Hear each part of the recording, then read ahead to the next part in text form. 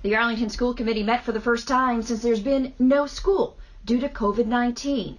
Dr. Kathleen Bodie, the superintendent of Arlington Schools, laid out during a video conference what the district has been doing the past couple of weeks, reaching out to families, making sure that they have access to computers, handing out over 300 Chromebooks.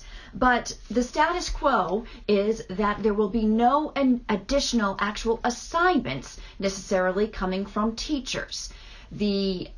Pointing to the Department of Elementary and Secondary Education guidance that no new material necessarily be taught. They understand, though, at the high school level that might happen between teachers and via Google Classroom. All students, third grade and up, will have access to Google Classroom. The school committee members saying that parents are feeling overwhelmed. If you are a parent like me, especially one of a younger child in the second grade, you know that trying to balance work, maybe even working outside of the home, as well as teaching your kids is something that is just extraordinary to try to do at this time. And school committee members reflected on that and are looking for more structure and reaching out to parents. Dr. Bodie saying that this is simply what they're going to be doing for the next week or so, and reaching out a little bit more, teachers will be, to students or families, and that things are changing and there's still just a lot of unknowns. What we need to do right now is to promote deeper learning and practice of concepts that have already been learned, and there's certainly much that can be done there, as well as provide enrichment exercises so that students can continue their learning and be able, at the end of this time that we are in closure, to be able to come back into a regular school setting as we've had. I think one thing that parents have found frustrating is that they feel like they're just getting links. And I think that raises real equity issues, because some parents are able to take those links and be robust with them and come up with a curriculum on their own, and other parents aren't. I'm not saying that this is not how we're going to evolve. At the moment, that's not what we're doing. I don't think any district can be prepared for something like this. It's my kudos to those in the district who are working very hard to try to continue engagement between teachers and students, which is actually the most important thing, I think, at this time. But maybe just talk a little bit about the work that's being done and the thinking that's taking place on that kind of an issue. How do you make up lost work? We do wonder whether we're going to be looking at further closures. We don't know. And I think that's the uncertainty of all of this. But meanwhile, you have to plan.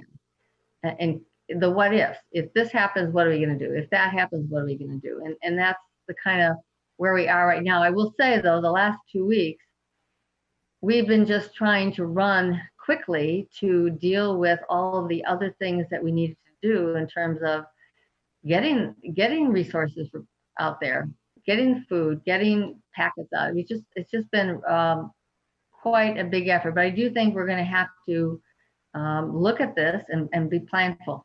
My feeling has been over the last 2 weeks that, the reality of it is that you need us parents more than you've ever needed us before. We are having to implement what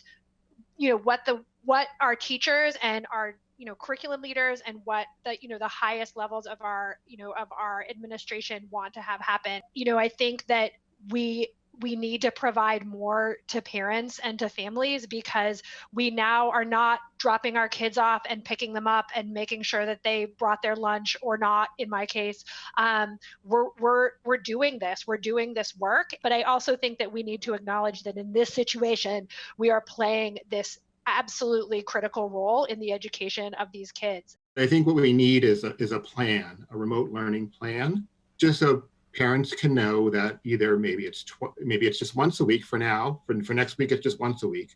Maybe after that, it'll be 2 or 3 times a week. Their students can be expecting assignments from their teacher, which they're expected to turn in, will not be graded, but will be corrected. And so I think that kind of cadence and that kind of clear structure is what people are looking for, and it should be communicated to teachers and to parents so that everybody's on the same page about what's happening. trying to figure out how to reach all of the kids that normally would just come into our school buildings and we have all the people, the supports.